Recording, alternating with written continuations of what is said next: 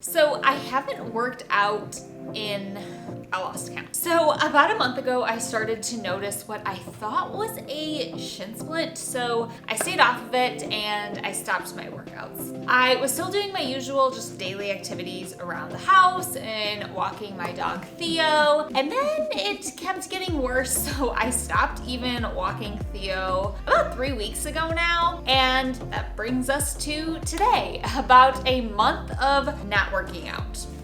Got this nice little accessory here. In this video, I'm gonna go over what happened specifically to my eating habits over the past month after not working out for about 2 weeks, and then what happened when I was no longer working out for 1 month. So I'll kind of break it up as I went throughout the month, and honestly, it was kind of fun and fascinating to see how my hunger changed. It starts to get real interesting about week 3, so stick around for that. If you guys are regulars around here, you know I practice intuitive eating and I don't follow any food rules. So throughout this entire month, I've really based my eating off of my body's cues, and I did not intentionally cut back on anything. That was a big question that you guys had for me, was I reducing what I was eating? And the answer is no.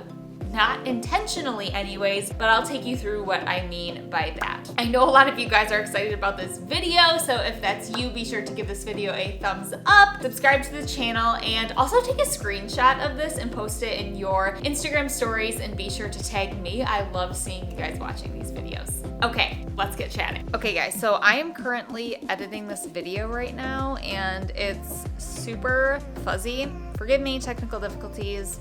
We're rolling with it. It's got really good information, so sorry in advance. Okay, so let's go ahead and start with week 1. Week 1, this week I didn't really notice any difference in my hunger cues. I ate as I normally do. I honestly did notice a little bit of extra tension and stress. Working out is stress relief for me, so I think that without it, I was carrying a little bit of extra of that tension. By the end of the week, I did feel like I had some extra softness to my body. It felt a little different, but I knew I was still me, and that changes in my body don't affect my self-worth anymore. That's after a lot of body image work, something that I've struggled with a lot in the past, like most women. And honestly, had this happened years ago, I would have been in a tailspin over this, but not this time. So overall, week 1 honestly wasn't that much different, besides the additional kind of stress I had from not having that outlet for my stress. I started out still walking Theo in the evenings, but even that started to get too much, so I had to stop.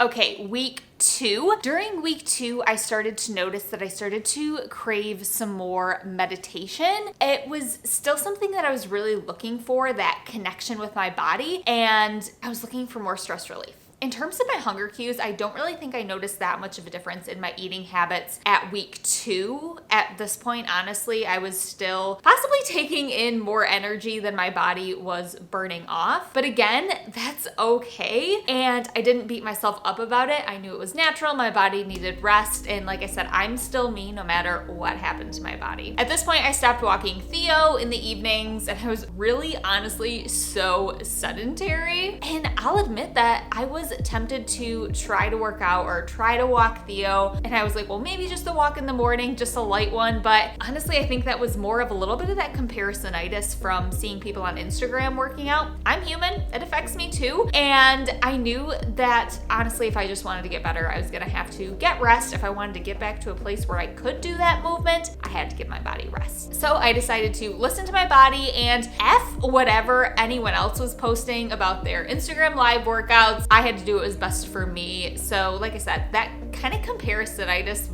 was there, I won't lie. I did also think about losing some of my muscle and the strength that I feel like I've gained, but I wasn't honestly so much worried about the weight itself. I've worked really hard to come to terms that I am not my body. But the strength piece was something that was kind of hard on me, because I do feel like it's a challenge. I love that. And it's something that I'm proud of, that my body can do all this for me. But again, I just had to remind myself that just like my weight, my strength and my muscle ebbs and flows through life. It does not define you, and you're you. Well, I am me in this instance, with or without it. Okay, so week 3, this is where it starts to get interesting. So I did start to notice some changes in my appetite at this point, and I don't know if it was something that was happening slowly over time and all of a sudden I just started to like notice it. It started to click, but this was where I started to feel like my hunger really started to adjust to my sedentary lifestyle. So for example, where I usually get hungry a couple times between lunch and dinner, I didn't necessarily feel as much hunger. For instance, maybe I'd have 2 snacks usually, and then I was fine with just 1. I was satisfied with a smaller portion at dinner sometimes too than I usually was. And again, this was all unintentional and I truly ate to satisfaction. And I'm totally not saying that if you stop working out that your hunger is going to adjust and you're gonna eventually eat less. That's not what I'm saying at all. And I don't want anyone to misconstrue that. What I am saying is that when you truly do find your set point weight, this is the weight that your body wants to be at, and honestly where your body functions optimally, your body will work to maintain that weight, and that means adjusting your hunger to your activity level. So if you are working out like crazy to maintain a weight that's lower than your set point weight, you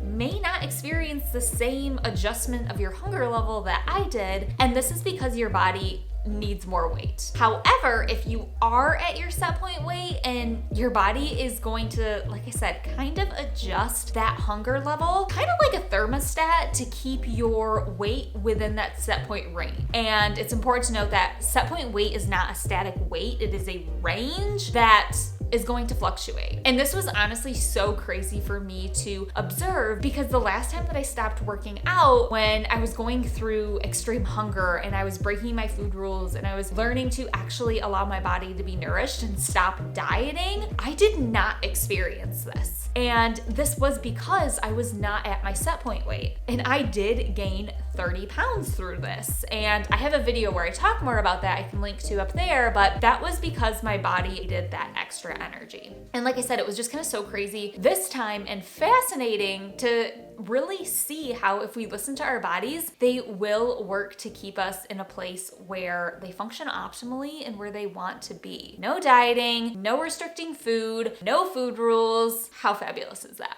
Okay, so now we get to week 4 and my hunger seems to have kind of stayed kind of adjusted to my activity level. At this point, I am still doing a lot more meditation, and I also noticed that it was a lot deeper of a meditation than I typically got, and I really think that it was because I was wanting that connection with my body and I was craving it. I use the Calm app for meditation. I do it every single morning. This is something new in the past few months that I've been doing, but I'm obsessed. So if you want me to do a video more on meditation and my review of the Calm app, let me know in the comments. I used to be really skeptical, but now I am honestly like meditation's biggest fangirl. Trust me, if I can do it, you can do it. Anyway, like I said, I did crave more of that connection with my body, and so I also added some more stretching into my day. I would take a break at lunch, throw an episode of Friends on the TV, and just do some stretching or do some yoga moves that felt good. And that brings us to today. Like you can see, I'm still sporting my boot. I do honestly feel like there's some extra softness to my body, and like I said, I'm fine with it. And it was just kind of crazy to see how my hunger level has kind of adjusted